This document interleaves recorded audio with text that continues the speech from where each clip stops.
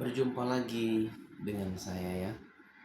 Di video kali ini saya akan menceritakan tentang pengalaman berlayar dari eh, Kalimantan Timur ke Filipina. Waktu itu saya menceritakan saya berjanji akan menceritakan ya tentang pengalaman pelayaran ini. Saat itu kami berangkat kira-kira ada 6 kapal tugboat bersama tongkang tapi tidak bersamaan. Selang ya 1 hari, selang 2 hari, ada selang 18 jam seperti itu teman-teman ya. Jadi waktu itu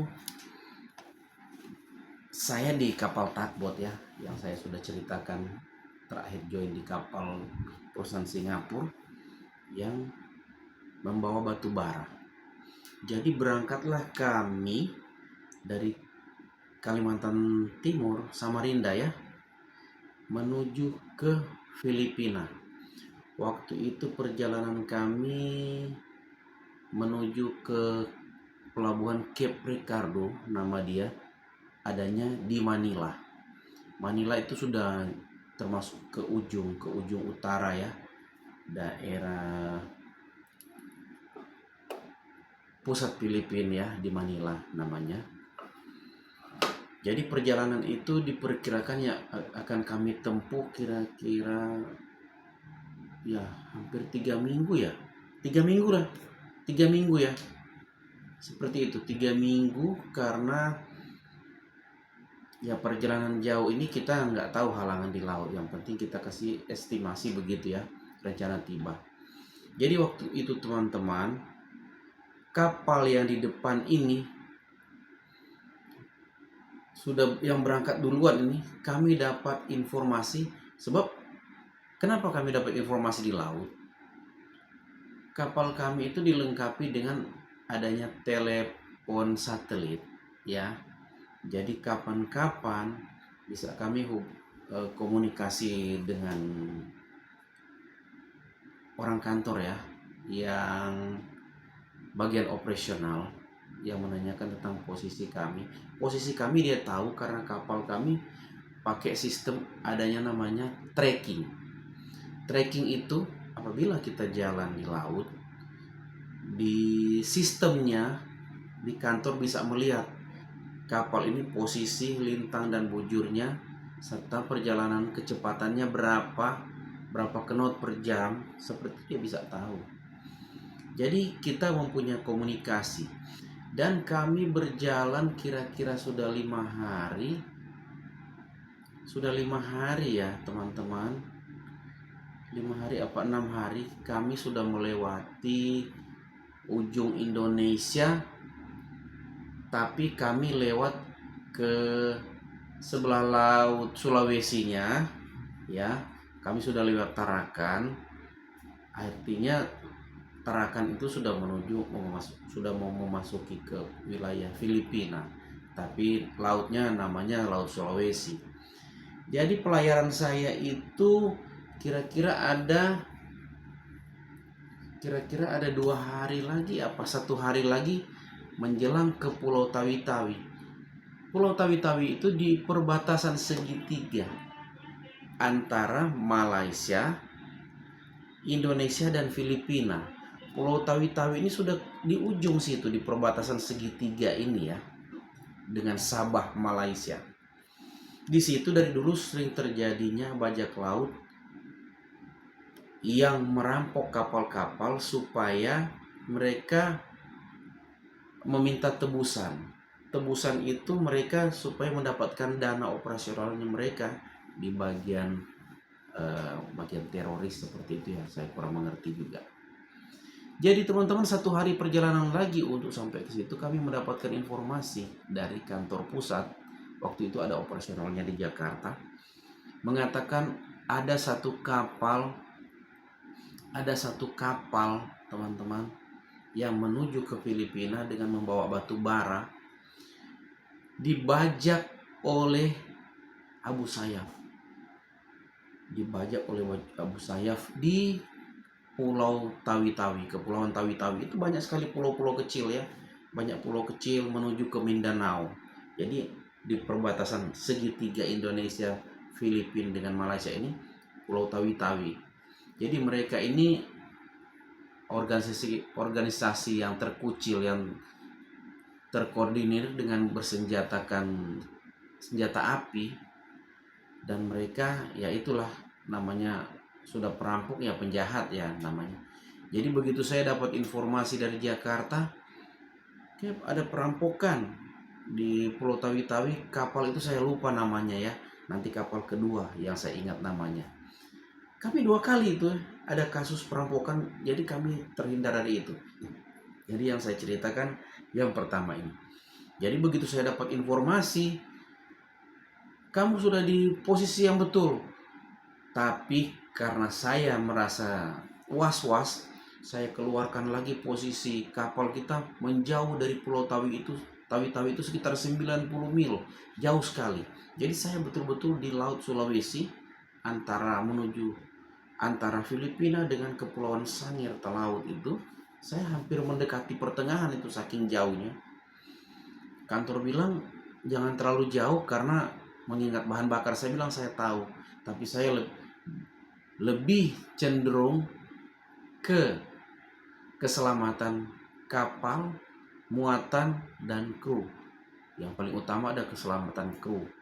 Jadi begitu kami dapat informasi itu, saya tambah speed, kecepatan itu, dan akhirnya kami bisa melewati sampai sudah 2 hari. Sudah 2 hari itu kami melewati, dan haluan saya rubah lagi ke arah daerah Mindanao. Mindanao itu sudah tanah besar, tanah kepulauan besar Mindanao ya. Dari Davao ke arah Mindanao ini jauh tapi satu daratan. Davao itu lebih cenderung dekat ke Kepulauan Sangir Talaut di Sulawesi Utara ya. Jadi saya berpikir ini sudah aman. Jadi terus kedua harinya saya dapat informasi yang mana kami sudah dalam keadaan aman di posisi ini. Iya, saya bilang kami dalam keadaan aman. Jadi saya menuju ke Mindanao. Oh, jangan terlalu jauh, Kep. Enggak, saya enggak mau ambil resiko. Jadi walaupun kita ada instruksi dari kantor seperti apa, tapi kalau menjadi seorang kapten di atas kapal itu harus mempunyai jati diri. Jati dirinya maksudnya seperti ini ya. Kita harus komitmen. Apa yang kita katakan itu jangan sampai labil ya. Labil artinya jangan pelin-pelan. Jadi di saat kita bilang mengambil keputusan jalan yang seperti ini ya, kita ikutin aja secara feeling kita ya. Jadi 2 hari kemudian kami sudah di Mindanao dan melapor. Kami bukan tujuan ke Mindanao ya, melapor tentang keadaan kapal kami dari mana, dan port control itu mengatakan apakah kapalnya dalam keadaan baik. Ya, saya bilang dapat informasi dari pihak kami yang mana ada terjadi ini. Oh iya, mereka sudah dapat informasi. Oh, ternyata mereka sudah ada informasi ya, yang mana adanya pembajakan di pulau itu. Jadi seperti itu ya teman-teman. Jadi saya melewati Mindanao dan teruskan perjalanan. Saya ambil jalan pintas. Bukan jalan pintas, jalan yang aman, titik aman. Begitu sudah di Mindanao berarti kami sudah dinyatakan aman karena itu sudah tidak ada pembajakan. Dan saya menyeberang lagi ke pulau, namanya Pulau Cebu ya, Cebu Filipina, terus Pulau Negros, dan akhirnya kami menuju ke Pelabuhan Cape Ricardo yang berada di Manila. Jadi teman-teman, itu perjalanan yang cukup seru, mendebarkan, orang bilang sport jantung, karena kapal yang duluan dari kita itu kena bajak. Tapi memang mereka kena bajak, mereka melalui daerah yang terlarang itu sebetulnya, di segitiga itu. Jadi mereka mau ambil jalan pintas yang supaya garis haluannya langsung digaris langsung lurus ke arah sana. Mereka masuk ke dekat Sabah Malaysia. Jadi dari Tarakan mereka mepet ke kiri mendekati kepulauan besar di Sabah, Malaysia, dan akhirnya keluar mereka terus ke arah Filipina. Jadi rupanya mereka sudah dijaga di kawasan itu, area itu oleh bajak laut ini yang namanya eh, pembajak itu namanya Abu Sayyaf. Abu Sayyaf itu dengan senjata eh, M16 ya, M16. Jadi apa yang mau dilawan? Karena kita di kapal kan cuma pisau kupas bawang aja, nggak mungkin dilawan. Jadi mereka ditahan itu di situ, terus kami terus ke Manila dan sampai kami di sana 2 minggu lebih, nggak sampai 3 minggu. Ya kira-kira ada 18 hari kami sampai di Manila dan disuruh bongkar muatan kami. Kami di sana kira-kira ada 4 hari dan kami mendapatkan informasi bahwasanya kapal itu membayar uang tebusan sekian miliar ya dari perusahaan, dan akhirnya mereka dilepas lagi dengan keadaan selamat dengan cara membayar uang cash itu, dan mereka dilepaskan setelah 2 minggu, bukan setelah seminggu lebih ya, 2 minggu, setelah 2 minggu. Jadi waktu kami masih di Manila mereka ditahan, dan akhirnya kami berangkat lagi dari Manila akan kembali ke Kalimantan Timur.